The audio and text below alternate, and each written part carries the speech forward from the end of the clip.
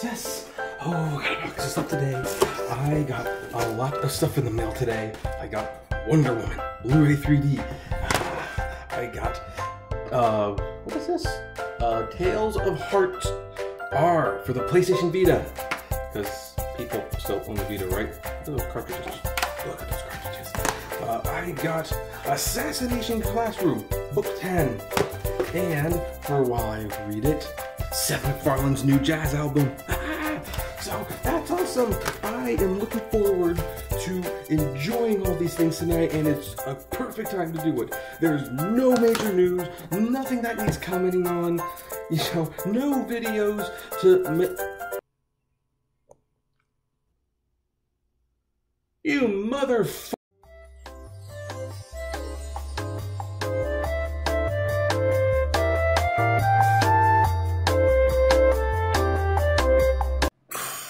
Thanks, Kalanick. You probably cost me my monetization again. Hello, everyone. This is Kevin, your entrepreneur, and yeah, this happened. This is happening. And boy, do I have some feels on it. Sit down, folks. This could be a long one. Forgive the air condition in the background. We are going to read this article because we're going to find out just how much of a piece of garbage this man truly is. So, anyway, the headline is, in power move at Uber, Travis Kalanick appoints two to board. I know you guys don't like me reading articles, but let's make sure to read the article. And I am going to point out where this article is correct, where it's wrong, and maybe something that the article doesn't address. I kind of skimmed it a little. So, oh, jeez, is the video gonna... Okay, I'm going to trust that the video didn't stutter too much, and if it did, I'm sorry. Okay. The divisions between Uber and its former chief executive, Travis Kalanick, are widening. For the past few weeks, Mr. Kalanick, who has resigned as chief executive in June, kept a low profile. Last month, Uber installed a new chief executive, Dara Kuroshaya. Dara, I wish I could pronounce your last name. I'm so sorry. Dara K. And the company appeared to be trying to get past a turbulent period that included questions about its culture and changes in its top echelons. But behind the scenes, Mr. Kalanick and Uber's board continued to wrestle over who had control over the privately held company through the amount of stock they owned and the voting rights that those shares conferred. On Thursday, Uber and one of its investors, Goldman Sachs, made a proposal to the board that would reduce Mr. Kalanick's voting power at the company, according to people briefed on the negotiations who asked to remain anonymous because they were not authorized to speak publicly. The board could vote on the proposal as early as Tuesday, these people said. In response, Mr. Kalanick made a move late Friday to reassert his control. The former chief, who holds outsized voting rights at Uber, said he had added Ursula Burns, a former chief of Xerox, and John Thain, a former chief executive of Merrill Lynch and the New York Stock Exchange, to the 8-member board. Because of the proposal to reduce voting rights, it is, quote, essential that the full board be in place for proper deliberation to occur, Mr. Kalanick said in a statement. In its own statement, Uber said Mr. Kalanick's move, quote, came as a complete surprise to Uber and the board. That is why, it added, the company is, quote, working to put in place world-class governance, unquote. The moves underscore the increasingly dysfunctional relationship between Uber and Mr. Kalanick, the company's co-founder. Mr. Kalanick stepped down as chief executive after some of Uber's investors said he could not remain. Since then, the former chief, who holds a seat on Uber's board, has battled with other board members, including Benchmark, a venture capital firm that was an early investor in the company. Benchmark had previously contended that Mr. Kalanick had too much power over Uber and had sued him in an attempt to reduce that control. That suit has been moved into arbitration, allowing Mr. Kalanick to keep his fight with Benchmark and any potential damaging disclosures out of public view. Benchmark declined to comment on Friday. The back and forth also presents a problem for Mr. K, Dara, who has to deal with a deeply divided board. Dara had already had a taste of Uber's ups and downs in recent days when the company was told that it would lose its operating license for London, one of the biggest cities where it does business. The power plays on Uber boards are centered on a move made by Mr. Kalanick last year that allowed him to obtain outside control of several board seats At the time, he got Benchmark to approve an amendment to the company's charter that gave him the right to nominate 3 new directors to add to Uber's 8-member board. Mr. Kalanick accompanies one of those seats, and he has contended that he gets the right to fill the other 2 seats. To prevent Mr. Kalanick from exercising that right, Uber and Goldman Sachs proposed on Tuesday to reduce his voting rights. If approved, the proposal would also reduce voting power for other early Uber shareholders and board members, including Benchmark, Lowercase Capital, and Menlo Ventures. Uber is also negotiating a sale of some of its existing shares to new investors, including the Japanese conglomerate SoftBank. Goldman Sachs is also one of the financial firms that is managing Uber's potential share sale to SoftBank. The fight over voting speaks to the balance of power at young Silicon Valley startups. In recent years, entrepreneurs have asked for and have been given more voting rights by venture capitalists and other investors who are eager to get into a hot deal. Other companies like Snap and Facebook also have structures that allow their founders to hold disproportionate voting power. These sort of bare-knuckle fights usually unfold behind scenes in venture capital, where investors and founders have incentive to maintain a positive public persona. Entrepreneurs start companies more than once and have to tap the same pool of firms for money over time, and the firms need to be perceived as founder-friendly in order to cozy up to the most promising deals. Mr. Kalanick's 2 new appointees are well known in the business world. As chief creative of Xerox, Miss Burns was the first African-American woman to run a Fortune 500 companies. Miss Burns, 59, received a master's degree in mechanical engineering from Columbia University and worked at Xerox her entire career, beginning as an intern in 1980 and becoming the head of the company in 2009.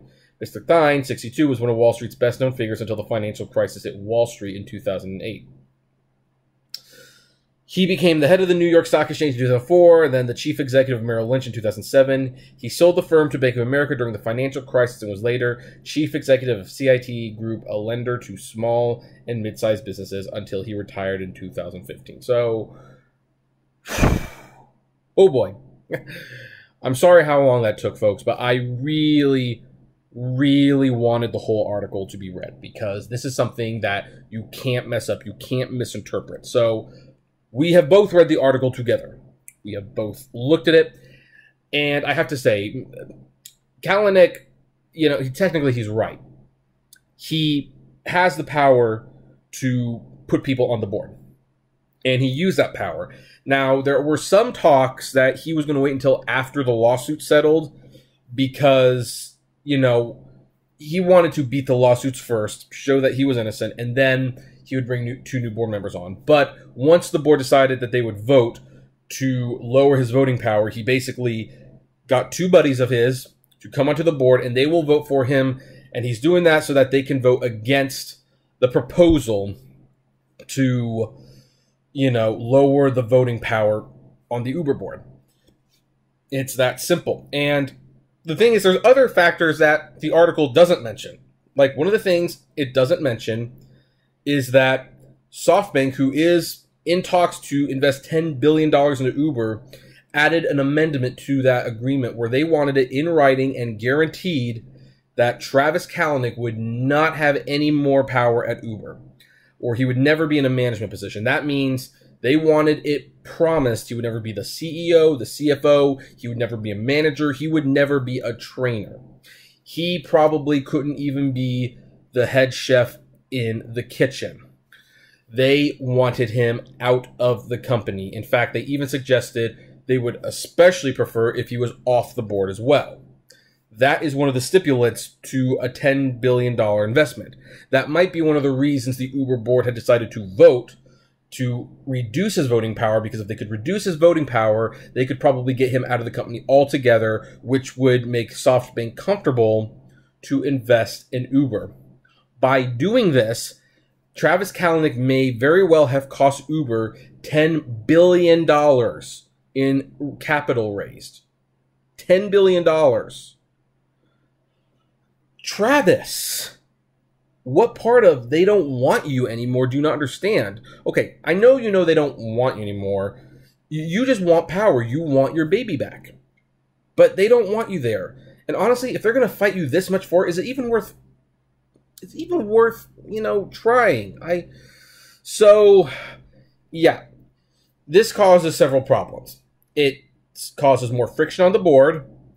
It means that the board members have been usurped, and they do not like that. It means that Travis Kalanick could single-handedly cost Uber $10 billion of valuation. And since Travis Kalanick is the one responsible for getting Uber in the mess of a Waymo lawsuit that is going to claim at least $2 billion from Uber's rapidly dwindling cash reserve because Uber keeps losing all of this money. And I hope this video isn't stuttering. I really hope I'm... Well, oh my gosh, yeah. So, and here's the most despicable thing. I did not report on this because this didn't seem important at the time, and it wasn't important at the time. But this morning, Dara got on a plane and headed to London. He's heading to London basically to talk and beg to whoever can help him to let Uber stay in London. He was not made aware that this was going to happen. That man, who was given the ultimate job at Uber to fix the company, to ease the tension of the board members, is probably sleeping on a plane right now. He's probably sleeping on a plane. He's going to land in London, wake up, get off the plane, and be very jet lagged. And there are going to be reporters there asking him for his comment on what Kalanick did. Travis Kalanick put the entire company in chaos deliberately, and he waited for the boss to be out of town. And he can't come home. Like, you know, do you think the CEO of Uber wants to deal with this right now of all times? Okay, I know I gave him a little bit of flack yesterday because I was a little upset. I acknowledge that. And I talked to someone who said to basically not let it get to me. When new CEOs come in, they rarely make drastic changes right away. They kind of get a feel for the company to figure out what really needs to change and what really needs to stay. And then they make their changes. And it made sense. So after that conversation with this person, I was willing to give him another chance. And now I feel really bad for him because he is out of the country. And he is going to try to stop the company from getting kicked out of the only lucrative market they have expanded into. And now he might have to turn around and go right back home to deal with Travis Kalanick's little pity party. Wow. If I was the CEO of Uber, if I was Dara, I would be pissed, and I would, at that point, do anything I could to get this man-child out of the company before he completely destroys it. This is madness. I didn't think Kalanick could do any more damage than he had already done. I was so wrong. Let's recount. In one move, Kalanick alienated the entire board. He upset all the people who owned shares in the company. He potentially has cost the company a $10 billion investment. Has pissed off his boss. And here's the thing.